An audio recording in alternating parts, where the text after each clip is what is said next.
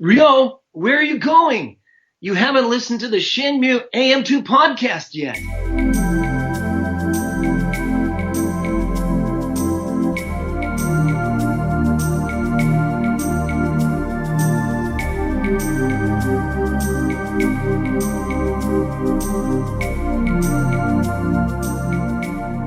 Welcome back to another episode of the Shenmue AM2 podcast. We're your host, Andrew. And Matt. And we're here with episode 2 review of Shenmue the Animation on Super Bowl Sunday. Who do you have in the big game tonight, Matt? The Bengals or the Rams? There was a big game? Well, there isn't yet. It's happening tonight. Oh, I didn't know that. Bengals or Rams, you gotta pick. I've never heard of either team. The correct answer on a Shenmue podcast is the Bengals. Okay. Because a Bengal is a tiger. True. And that's what Rio has on the back of his jacket. True. We'll go with them. Go sports! I like Super Bowl related things just for the snacks. That's about it. Yeah, I do like snacks.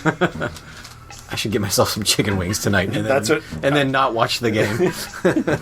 Apparently like 1.3 billion chicken wings are eaten on Super Bowl Sunday every year. Oh my god. That's a lot of chicken wings. That's like, because 4 chicken wings would be 1 chicken, because you have the drum and the flat. Yeah. Times 2. We sacrifice a lot of chicken appendages. Oh, my chickens are in the next room actually in a cage. I hope they can't hear us talking. You don't have chickens, do you? Yeah, Mel has chickens. What? Yeah, there's chickens right over there in the other room. No, there's not. Yeah, there is. We'll be right back. No, hold on. We will. Yeah, pause. No. You let this go. There's no way. Is it still going? Yeah, it's going again. Matt was not lying. There are 3 chickens in the other room of his basement in this house in a residential area. He has 3 chickens. You're allowed to have 6 chickens in this neighborhood. We checked it out. I am just he's had these chickens for a year, apparently. There's a chicken coop in his backyard that when I come into his house, I can't see. Sorry, we're getting off topic here. Matt has 3 chickens. I'm going to have to start using them for training. I'll have to catch them. I have done that in the back. Like, sometimes we used to let them just run around. And yeah, it's hard to catch them. Oh my god, I am blown away. Wow. We have a podcast to do about this. Wow. Okay. All right. My first note is, again, spoiler heavy. We're going to talk about everything in the episode. Overall, what are your thoughts on this episode compared to the first one? I liked it just as much. No worse, no better. I like this one a lot better. Really? Yeah. Yeah, there was a bit more fan service in this one, I think. We saw a lot more characters. There was more action in it, I think. Overall, I liked it more. Yeah. I might, if I think about it some more, I might end up liking it more. This time we really get into the investigation part of it. And they really do speed through a bunch of it, which I guess you kind of have to. Yeah. No one wants to watch the entire investigation play out. So my first note for this episode is they're incorporating dreams into the show. Mm-hmm. It does start out, you don't know it's a dream because it almost looks like a flashback. Yeah. And I think that's kind of confusing because I had watched this episode this morning already, and Matt and I watched it again right before recording this. He has chickens in the other room. That's still blowing my mind. And they kind of put this white haze around the edge of the frame when they're showing the flashbacks. Yeah. And this had the haze, but it turned out to be a dream. But he talks about thinking he knows his father, and then Londi's like, maybe you don't know your father. That's a big point, it seems, in the animated version of Shenmue. Ryo's, I guess, inner turmoil about his father being accused of murder. Like, I don't remember in the game him sticking on that point. No, and I think part of the reason they're really emphasizing it is the game, the emphasis is on the investigation and getting there. This, they're kind of speeding through the investigation, and I think it's the thing that's meant to hook you throughout the series, is this little bit of mystery of who is his father? What are we going to find out? And they really make it seem like Yamagishi-san knows more than he's leading on. But I don't know if he actually does. Yeah, I didn't know they were such good friends, really. Yeah. His dad and Yamagishi. They cut to... what's the place where she is? Guilin. Yes. Bailu Village. And they just show Shenhua talking to She's kind of walking into the town or whatever. We saw some NPCs from Shenmue 3. Yep. And she goes to Grandma Ye's house, or Ya's house, however you want to pronounce it. And it really looks like the game, like the drawing and what she's doing that she's thing. She's still there beating her wheat. You've been holding that line for a while. You wanted to say that. But it looks... they do a good job of representing how Shenmue 3 looks, and then contrasting that to how they're making Shenmue 1 look. They're making parts of Daybreak look entirely different. It kind of takes me out of it a little bit, but then there's a scene where they go to where he goes to Heartbeats, and that, you know, you walk down the stairs and come around the corner, and there's the Heartbeats, and the two goons are there. That part looked... I think they did a pretty good job of that. Yeah, certain parts of the town do look different. I don't know why that is. I'm not sure why they... Are they choosing to make it look like a bigger town than it seemed like in the first game? I think I think that's what they're going for. Because in the first game, Daybreak overall is very tiny. It's like when you get to Daybreak Street, that first part until you like go around the corner past Lapis, that first part you don't really do a whole lot of anything on that street, and then you really just have from essentially the burger joint down to the bus stop, and then that looping U street that's off of it. Yeah, that's really all Daybreak is. So I think they are trying to scale it up a bit. Seems like it. Yeah, it's probably, I don't know, it's probably truer to life. I imagine it was scaled down for the game. We touched on this a moment ago when he has the scroll, or not the scroll, the letter from Yuan Deju, and he's trying to get someone to read Chinese. They do a little montage. It's only like 3 kind of, I don't want to say still photos, but 3 shots of him talking to people about it. And the music around it's very inquisitive, but like Matt said earlier, it's really speeding those parts of the game. Like something that takes a fair bit of time in the game, they covered in like 4 seconds. Yeah, in this, and nobody can read it, which is funny. Like, so if I'm remembering correctly, the trick of the letter is that you just got to hold it up to a mirror, right? Correct. Yes. And then, could any Chinese person read it at that point, or is it still in a dead language? I don't know if it's in a necessarily dead language, but like, because I was thinking, I was like, I could recognize backwards English, like mirrored English. I don't know. Matt's a big fan of palindromes. Mirrored English. Yeah. Again, 3 chickens on the other side of the wall. They're just in there, not being eaten. And they're quiet, like, I damn it. Wow. Nozomi's really bubbly. Yeah. In this. She's not like her calm, quiet, reserved self from the game. And I think they're kind of really trying to play up the contrast between them. She's very melancholy in the game, just like sad for Ryo all the time. Yeah, they're kind of playing her up to his monotone personality of just like, hey guys, I'm here, I'm Ryo, I sound like Eeyore. Matt has chickens. There's a big part here when he goes to not Heartbeat's bar, but the bar before it. What's the name of the bar that he goes to before with the guy with the plaid vest? Yeah, I can't remember the name of it. They specifically changed the line that he does not ask where sailors are. I wonder what he says in English. It says, where would I find guys from the harbor? Do you mean sailors? No, not sailors. Guys from the harbor. They do when they get to Heartbeat's bar, they do mention sailors there, but it's being presented to him as, hey, these guys are sailors, not him. Do you know where sailors hang out? Which is a huge critique of the game that everyone makes fun of. Kind of homophobic. It kind of is, and that's probably why they changed it. I just mean the implication, like the meme is homophobic, like just making fun of him for asking about sailors. When he does get to Heartbeat's bar, the white guy in the green shirt and the black guy in the purple shirt are way bigger than Ryo. Like, they tower over him by like a foot. Yeah. And they are wearing skin-tight shirts. They're jacked up dudes. And he just dismantles them lickety-split. Yep. That can happen in anime and video games. In real life, it's much more rare. Try telling Hoist Gracie that.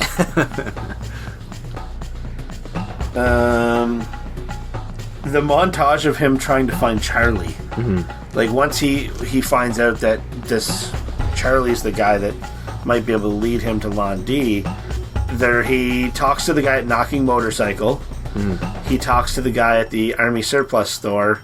And then it just shows the apartment building with the sign on the door that says when the tattoo shop is open. Yeah. It shows him walk in. It shows like him shrug his shoulders, look sad, the door shut, and then that guy picks up the telephone. Yeah, that whole part really felt like they zoomed through it. Yeah, this is like, that's another huge part of this game. Looking for people with tattoos. Yeah. A tattoo on his arm. But I mean, are you sad that they skipped it? No, I'm not necessarily sad they skipped it. Matt and I were talking when we were watching the episode.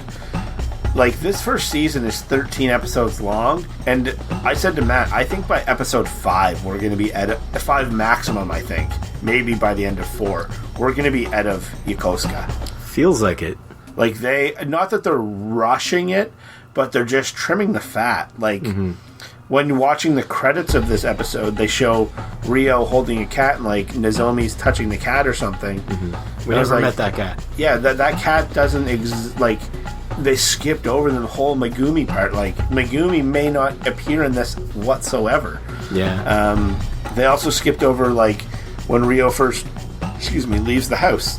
And he helps that person to find the name plaque for the house they're looking for. Like, none of that, not that that's important to the story, it does help develop a bit of character, but none of that's here. They are really, like, it's kind of the opposite of Shenmue 3, where they're really getting through the story, as opposed to barely moving the dial on it. Yeah. Shenmue 3 can be one episode. Like, the pacing of this down the line, if they're going through Shenmue 1 this fast, Shenmue 3, unless they add to it maybe, but I don't see how Shenmue 3 is like more than 2 episodes long maybe. Yeah.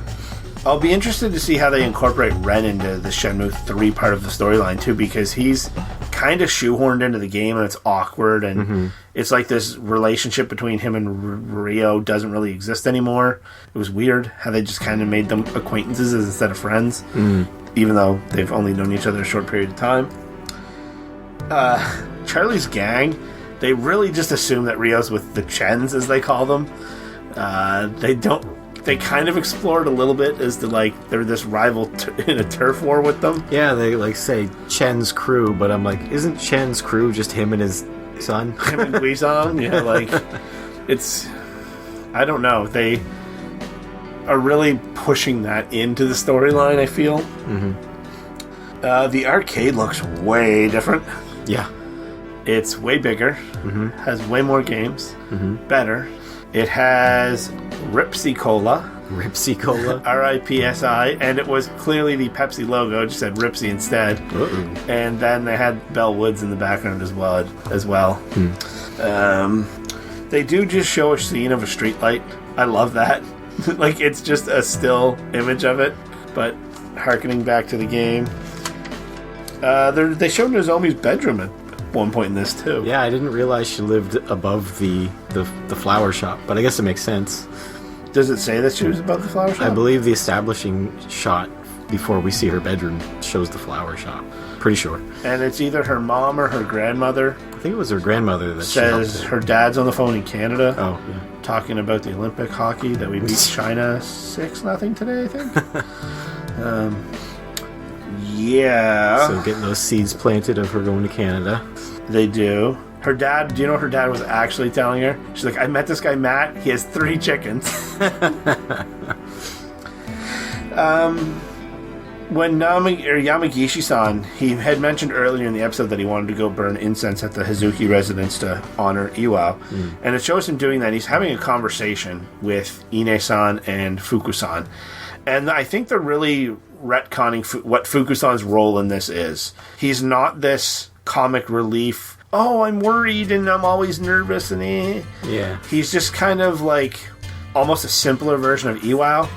That's what I'm getting. And they refer to him, Yamagishi-san refers to him as one of the adults in Ryo's life. Yeah. And he is older than Ryo, but it's also he's kind of been... We haven't seen him do much. He's kind of a nothing character right now. Yeah. And you're under the impression that even though Fukusan's older in the game, that Ryo kind of looks out for him. Yeah. And they're kind of reversing that a little bit. Although we haven't seen Fukusan in this Look Out for Ryo. He's expressed concern for him when Ryo's not around. Yeah, that's what I mean. Like, it's... He hasn't given him any advice or helped him in any way so far. Yeah, they're not making him look like this simpleton, I guess, is the way the game really does. Yamagishi-san at the end teaches Ryo a move. I love how they set down the glass of whatever he's drinking. I'm assuming it's some sort of rice wine or something. And they do the little Jurassic Park of the glass shaking and Ryo learning the move from him. Yeah, so he did that because I guess he found Ryo fighting those guys, and he realized he's not going to be able to stop him, I guess, so he wants to arm him with something for his mission. Yeah, Yamagishi-san, it's almost like he had a change of heart, or like really saw something in Ryo. Because at the start, he was really like, don't go down this road. And now he's like, well, like Matt said, you're going down this road. Let's put some tools in your tool belt here. Yeah. So where did that fight happen? Like, I thought they were going to go to the parking lot. Isn't that where they go? Yeah, that's where they go in the game. And that's where I thought they were going to go. But they go to this construction site. But it looked like one of the warehouses from the... Yeah, that's the impression I got, too. From the port. That fight scene where Ryo kind of he dodges, like, and the guy they put the bucket on him. Yeah, the metal beams, steel beams fall on him. He dodges those. He sees the pipe coming. He dodges that. Then the guy he throws a garbage can on him. It's pretty good. And then the letter gets knocked out of his pocket or out of wherever. And those guys jump on him, and he has one of those moments where anyone that's a wrestling fan, where the big guy, like Mark Henry, the Big Show, or someone's in the Royal Rumble, and everyone's on top of him, and they just bah, and hulks out, and everyone flies off. Anyone who's a wrestling fan is going to love that reference, by the way. You get to see that I think he's further along than people think he is, maybe? Well, I mean, if you're being grappled by 4 people and you can just throw them off, yeah. That's a superhuman feat right there. Yeah. So this episode was entitled Daybreak. I don't really get the name of it, other than it starts with a dream. So when he wakes up, it ends with Shenhua looking at a horizon. Is it dawn or is it dusk? Who knows? But she's still talking about that poem. Everybody in that village just talks about the poem all day long. Matt and I were laughing at how much they're shoehorning in that into her culture of where she lives, that this poem and that this village exists entirely to fulfill the purpose of the poem. And even when the little boy's like, but who's the he? And then it just cuts to a close-up of her face, and you tell the gears are ticking in her brain. She's like, how did I never know. ask that question before? And then it's meanwhile at the Hazuki residence. But I really, I really like this episode, and it has me excited for the next one. Yep. Did you watch the preview for the 3rd episode yet? No, is it on YouTube or something? Yeah, they released it, and it's essentially when Guizan kind of jumps him in the street. Yeah. It's that. We forgot to talk about Chai being in this episode. Just sulking. Yeah. I think they're going to keep doing that with Chai. When he was chasing... when Charlie ran away or whatever, and he's chasing him, and then you see Chai just behind a scooter in the background. I think that's what's going to happen with Chai, is every episode we're just going to kind of see him there. Other than, I suppose they have to put him in when he brings the mirror to Master Chen. Yeah. They'll have to do something there with him. Yeah. But he'll be sprinkled in, and then he'll have that final fight. I don't know if they're going to have the final fight scene, though, at the harbor, if they're just going to skip that and have him fight him on the boat. Yeah, if they are going to include the boat, it would be better to skip the harbor one. Yeah, it would definitely be like a redundant. The only way they could really make it different, I guess, would be if Chai... Well, I suppose in the comic, because Chai scares the little kid, doesn't he? So they need to really incorporate that and just it have being like a reaction from Ryo or something and giving him a Dark Side Hazuki off the boat or whatever. But it can't just be rinse and repeat of the fight they have at the harbor. And possibly the arcade as well. We don't know how that's going to go. Yeah. I don't think we'll see an arcade fight. There was a few little Saga tidbits in here as well. There was a Tails action figure and a capsule toy on his desk. There's also a action figure of Akira and Pi as well in the flashback, I think it is. Like Matt said in the previous episode too, the flashback, Iwai's just disappointed in him. He's upset that he's reading like a manga instead of studying the Wu Shu or whatever. Dusty old text. Yeah. I love how they're just kind of showing that relationship and making it look like his father's not that proud of him. Obviously, he is proud of him, but he's not letting him be a kid. But like it's almost like he's like training him to be ready for the day, for something like for like some big destiny. But he never clues him in as to what it is. Yeah, which is not a good way to motivate somebody to learn. Like, you need this because blank. It probably would have helped if he clued Ryo in on if he is aware that Ryo has some sort of destiny or that he's going to encounter some really bad dudes just by the fact that he's Iwao's son. Then you should have prepared him with that knowledge, I think. Oh yeah, absolutely. Like if you're not going to let him have a childhood, tell him why he's not allowed to have a childhood.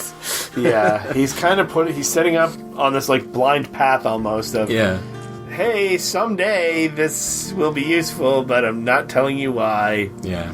Go study. It's interesting how they are just kind of playing up that he didn't necessarily have the greatest childhood. And probably a single parent situation too, because we don't know where his mom is at this point in time. But yeah. So that's anything else you want to add, Matt, to the episode? No, that's it. It was a good episode. Yeah, I liked it. I liked it more than the first. If you're listening to this on YouTube, pop in the comments which episode you preferred so far. So we can be found at Shenmue AM2 Pod on Twitter, Shenmue AM2 Podcast at gmail.com. We did get a nice email from the last one, kind of welcoming us back again. We're on Facebook. We're on the Shenmue Dojo. We have a page. We have a group. And we'd like to thank our sponsor this week, the U Arcade. Now, you might be thinking, didn't they previously sponsor an episode? They did, but they are way bigger now. They had to expand just to incorporate Virtua Fighter. And a time machine. They borrowed our time machine. Yeah. Because they went into the future to get Virtua Fighter 2 arcade machines and then brought them back to the 80s. Yeah. And then they're getting fat off the future tech and they're expanding. Oh, yeah. The kids in Yokosuka and Dobuita are just shelling out the money. So they have big bucks to sponsor our podcast this week. Thanks. So we thank them. So you should support U Arcade. Yep. Link in the description. All right, guys. Bye. Thanks. Matt has 3 chickens.